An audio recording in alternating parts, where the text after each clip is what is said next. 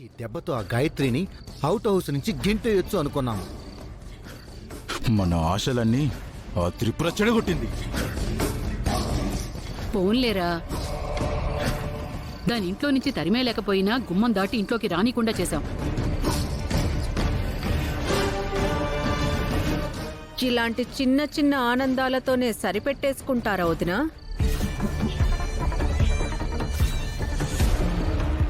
ఆ గాయత్రి మీద త్రిపుర మీద చిన్న చిన్న అస్త్రాలు ప్రయోగిస్తే లాభం లేదు వదినా. మరి ఇంకేం చేయాలి? వాళ్ళని కొట్టే దెబ్బకి తిరిగి లేవకూడదు. మనం వేసే ప్లాన్కి తిరుగుండకూడదు. అలాంటి ప్లాన్స్ చాలానే వేసి ఫెయిల్ అయ్యామంటీ. ఫెయిల్ అవుతారు. ఎందుకంటే అవతల శత్రు ప్లాన్ తెలియకుండా మీరు వాళ్ళని ఏం చేయగలరు? నీకు తెలుసా వాళ్ళ ప్లాన్స్? తెలిస్తేనే కదా మీకు హెల్ప్ చేద్దామనొచ్చాను.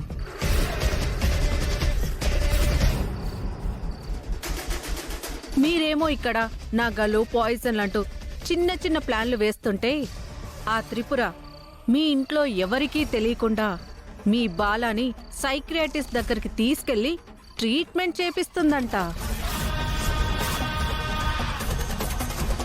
అలాంటి ప్లాన్ అది వేస్తే దాని గురించి ముందు మా ఇంట్లో వాళ్ళకి చెప్తాం.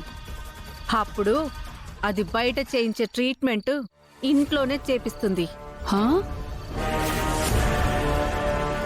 ఏమే, కాసేపు నీ ప్లాన్స్ ఆపు. చెల్లెమ్మా, ఏం చేద్దామో చెప్పు.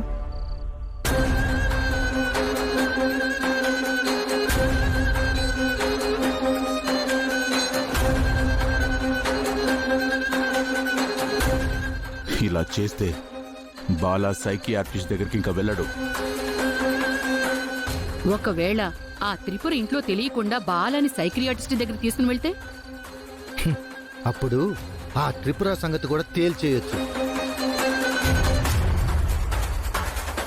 త్రిపురని ఇరికిస్తే ఆటోమేటిక్గా ఆ గాయత్రి కూడా ఇరుక్కుంటుంది.